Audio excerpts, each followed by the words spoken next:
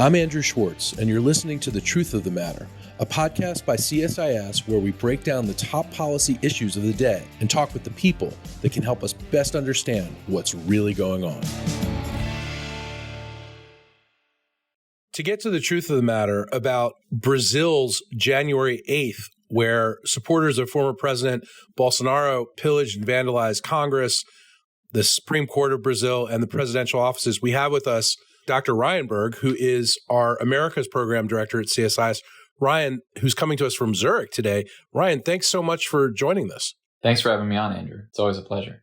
All right, so Ryan, this is big news, not just in Brazil, but globally. Bolsonaro, of course, is convalescing in Miami right now, and there's talk of possibly extraditing him to Brazil. But before we get to that, tell our listeners, what happened in Brazil and how it was similar to our January 6th and not similar to January 6th.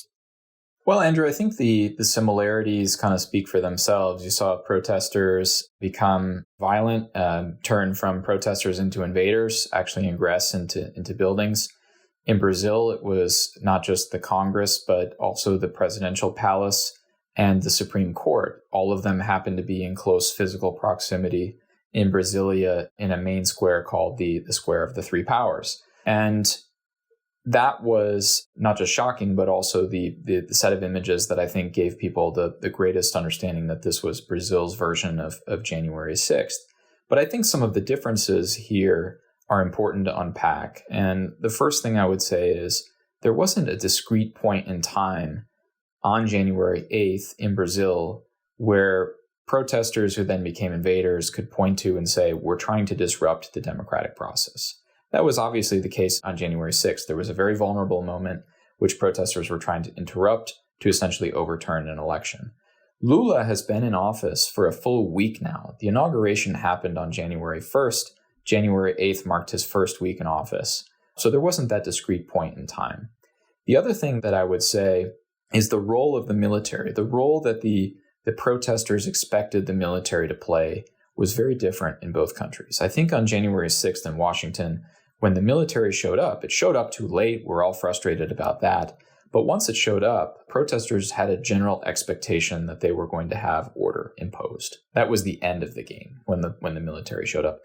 Whereas in Brazil, when the military showed up, many of the protesters cheered them on because they thought that the military was all of a sudden going to come to their side and help them to overtake or overthrow this government and reinstall, presumably, Jair Bolsonaro as president. Of course, that wasn't the case. The military played its constitutional function and eventually helped to clear space within Brazil's institutions. And then the last bit was that this took place on a weekend, right? And so the president, Lula da Silva, was in Sao Paulo state, 2-3 hour plane ride away from Brasilia. The Congress wasn't in session. There were no Supreme Court justices in their chambers. So you didn't have those images that we had on January 6th with senators having near misses with very violent protesters as they fled their chambers. So Ryan, did this series of events come as a surprise to you, or was it something that you kind of expected? Yes and no, Andrew. It both came as a surprise to me, but also it's not a surprise. It came as a surprise to me in the sense that it happened after the inauguration. Many of us expected political violence of this flavor to occur before the inauguration because there was that discrete point in time or several discrete points in time where there could have been an interruption in the peaceful transfer of power. That didn't happen. And so the plan here seemed to me to be even more far-fetched, which was to create such mayhem, such social disorder, that the military would be left with no other choice but to reinforce order, peace, and stability, and to somehow usher back into power Jair Bolsonaro as the guarantor of that peace, security, and stability is a pretty far-fetched idea, as opposed to trying to create some kind of political crisis before the inauguration. Many of us were expecting this to occur, but before the inauguration, quite frankly. As of yesterday, the Wall Street Journal reported that Brazilian authorities had detained about 1,500 supporters of former President Bolsonaro who participated in these riots. There were about 300 arrests on Sunday. These were the people who targeted the Congress and other buildings, as we discussed. What do you think is going to happen to these protesters? Well, there's a serious conversation going on in Brazil right now about what to call them. A lot of folks are calling them terrorists and are asking them to be tried under counterterrorism laws. Others are accusing them of committing a coup. Some are using the word insurrection. It's unclear to even political scientists what to call these folks who have ingressed into these buildings, because their goals weren't exactly clear. And so there's a serious conversation now happening about what is going to transpire in terms of how they will be tried. It's likely that many of them will be punished as a deterrent factor, because there were so many of them that the message has been sent that this is not over, right? This could potentially happen again.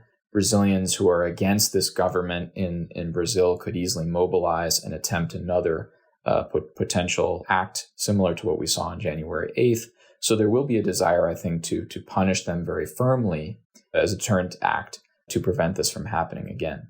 Why do you think it took them 2 or 3 months after the election to really mobilize? And, I guess the real question we have is this mobilization going to continue? Mobilization will continue, I think, especially as the current government experiences some challenges. It has current challenges with its fiscal dynamic. It has current foreign policy challenges, inability to grow the economy, inflation. There are a number of domestic headwinds that it faces. And when the going gets tough, it certainly could mobilize to prevent any meaningful reform in Brazil. The question is whether that mobilization takes the form of protests that simply paralyze Brazil's political system, or whether it takes the form of violent mobilization, as we saw on Sunday. To get to your other question, Andrew, about why it took so long, look, we saw a lot of political violence throughout the Brazilian electoral calendar. Several candidates were injured. There were candidates who pulled guns on constituents at one point throughout the campaign season. This was a violent campaign season by sort of any definition. But in terms of mobilized violence, I do think that Bolsonaro supporters were telegraphing for months what they intended to do by camping out, quite literally, camping out in front of military barracks in Brazil and asking for the Brazilian military to make an intervention to keep Jair Bolsonaro in office beyond December 31st. They had done that in a number of important cities, and there were conversations going on within Brazil about whether they would have to remove these encampments because they posed such a danger, or whether they calling for the Brazilian military to make an intervention was simply a matter of free speech. What is Bolsonaro's role in this now? He's condemned the activities of January 8th, but he's not returning to Brazil, at least willingly. So where does this leave him now, and what's your view of what he's trying to do? Well, he wasn't at the inauguration ceremony, which is traditional for a departing Brazilian president to ceremonially give the presidential sash from himself over to the incoming president. He flew instead to Florida, as you mentioned, and wasn't there for the inauguration. We don't know what kind of visa status he's under. If he's under one type of visa status, it could be for official diplomatic reasons. If he's under another, it could be simply for tourist reasons. But my understanding is that he's going to remain in Florida for a period of time of between 1 and 3 months to see whether some of the investigations in Brazil either die down or whether they pick up and decide what he wants to do as his next step from there. There are several investigations open on him right now and on several members of his family that could potentially implicate him or prevent him from running in future, or even result in his arrest now that his immunity has been taken away.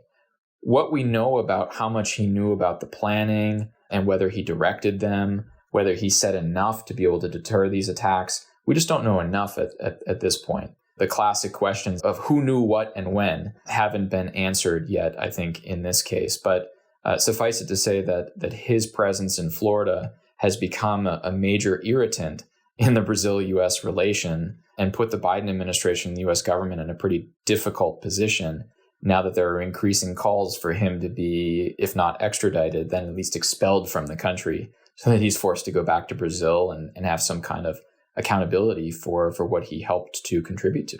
So what are the Biden administration's options at this point? And do you have any sense of what they're likely to do? Well, only the Biden administration would know what visa status Bolsonaro has at the moment. It hasn't been released publicly. From what I've seen, they've said that they won't comment on it publicly. They did say, however, that if he entered under a diplomatic visa, which requires him to be under official business, and he's no longer entitled to have that visa, that could be a violation. That doesn't mean that they will take action on it, but they did mention that yesterday.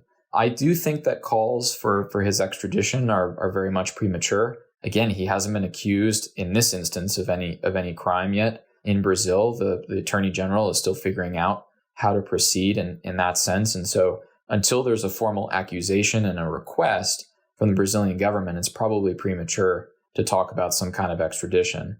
I will note that the U.S. does have an extradition treaty with Brazil. It was signed in the 1960s. It's not used very often, but it does exist for high interest individuals, which I think the former president would clearly fall under. Yeah, certainly. Okay, so where does this leave Brazil and Brazilian democracy? And what do you expect in the next couple months? Well, I expect a lot of discussion within the Lula administration on how to prevent this from happening again, because I think there are going to be some serious questions and a number of investigations about why the security was so light on that day. Very similarly to some of the investigations that we had, why wasn't there greater security around some of these critical buildings that we knew were targets of protesters on this very important day? And from those investigations, there will be a lot of finger pointing, I imagine. Some people will lose their jobs. Some people will get promotions. And there will be an entirely different set, I think, of policies vis-a-vis protesters and the potential for this kind of mobilization again. The long-term job for Lula hasn't necessarily changed. It's to rebuild Brazil's democratic institutions to the best that he possibly can. It's been made more difficult, I think, by this mobilization, by the message that was sent by this mobilization that a significant number of Brazilians believe you to be an illegitimate president, and they're willing to take extreme action to make that point. But the general project still remains the same. It's to get Brazil back onto a sound democratic path. It's to get Brazil back onto a path of economic development and growth. It's just been made harder by the fact that more Brazilians appear to be willing to take this kind of path to stymie the Lula administration. Ryan Berg, thank you very much for these observations. This will be something we'll have to watch, and I'm sure we'll be talking about again really soon. Thanks so much for having me, Andrew. If you enjoyed this podcast, check out our larger suite of CSIS podcasts. From Into Africa, The Asia Chessboard, China Power, AIDS 2020, The Trade Guys, Smart Women, Smart Power, and more. You can listen to them all on major streaming platforms like iTunes and Spotify. Visit csis.org/podcasts to see our full catalog.